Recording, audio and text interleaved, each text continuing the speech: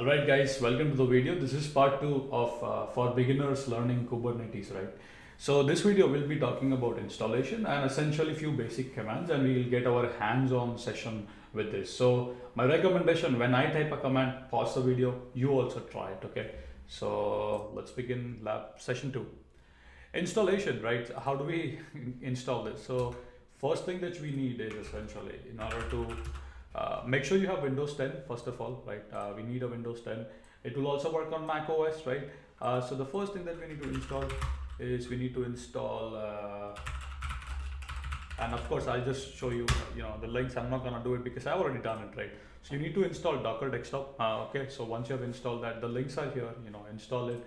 Once you have installed Docker Desktop, if I can show you, then we need to essentially install either Minikube or Docker Desktop. Both will work fine. So when you install Docker Desktop, right now, when you open the Docker Desktop, this is how it's gonna look like. Over here, all you gotta do, okay, just say enable Kubernetes and show system container advanced, and then click on apply restart. Once you do that, automatically, hopefully, it should install all the stuff for you, okay? So that's that. So I'm just showing you, I did enable that, right? Now, once you have enabled that, right, now let's do a simple hello world and understand the basic commands, okay? So we'll start here. So the first thing that we want to type, and now we want to open up our command prompt to do this. So let me pull this up here a little bit so it's visible. Hopefully you guys can see, right? The font size and all should be good enough, right?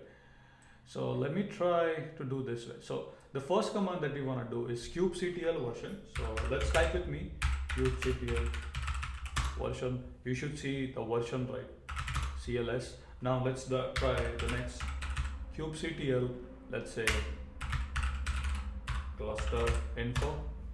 You should see the information here. Of course, it's not visible because I have a small command prompt, and definitely, which is why you're not able to see everything. But hopefully you should see all these commands working. So if these commands are working, the two commands, I think you are good to go for the further labs, right? So let's install Kubernetes dashboard, right? So let's come here.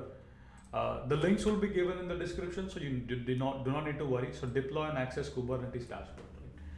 So ideally, it's very easy. So you gotta copy this command here, which is given here, deploying the UI dashboard. Come to your command prompt, or you know what I'm gonna do? I think it's much better if I do through my IntelliJ IDE, because there I can zoom into my terminal. So let me open my terminal and maybe we'll go from there, okay? So open in terminal, because I feel people will be able to see things much more better, because in here I could zoom things up, right? So simply apply, and you should see these print statements on your command prompt, so which is good. Now the next step that we need to do, once you do apply that command, right? So now the next step is you should see something like this. We did see that, right? Now next thing, we need to essentially create a token, right, to essentially view the UI. So we'll copy kubectl describe secret -n kube system, okay? So I'm gonna copy that, and again, as I said, commands are there in the description. You don't need to worry, everything is listed step by step. So try your best to follow with me. Sorry for switching screens so often. So now I'm gonna do that. So now hopefully that does stop. Okay, so I think it's still running. All right, so now it's done. Now what you want to do is you want to copy this one in a notepad. So I'll click on copy, and I've pasted in a notepad, okay? This is important, okay? So do make sure you do that, okay? So once we do that, we get the token. Now we move to the next step. So now we need to set up a kubectl proxy. So we'll start the web server, right? So I'll open up a new terminal, okay? We'll say kubectl proxy, and you will see it has started, the web server, right? Now what we need to do, we need to head over to this localhost 8001/API v1 namespace. So this is the endpoint, and you should see a dashboard here. So I'll try my best to come here and show you. So we go here. Ideally, you should ask for a token. Yeah, it did. So I am right. So now you gotta copy and you gotta paste that. And now, as you can see, I'm inside. So now you should see this dashboard here. We won't go too crazy on the dashboard, but what I do want to say, so you will have a workload section where you will have cron jobs, daemon sets, deployment jobs, pods, replica set, everything you could view it here, right? Then you have services here, right? Config and storage, right? You can view everything related to that. You have cluster, so anything related to cluster you can see, for example, nodes, right? Cluster roles, cluster role bindings, and we'll not go too much deep into everything. We will cover the high level components, right? What a replica is, node, pod, and as we move down the course, right? So now hopefully you should see this UI, and the steps are in the description, right? So to follow.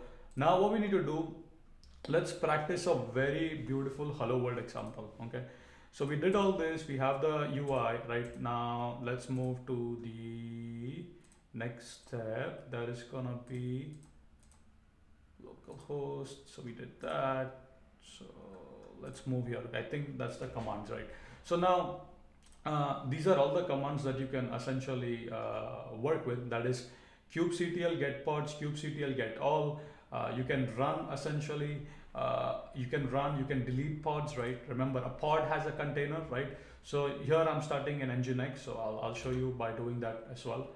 So we'll come here, kubectl, then we're gonna say run image is equal to, we'll type the name nginx,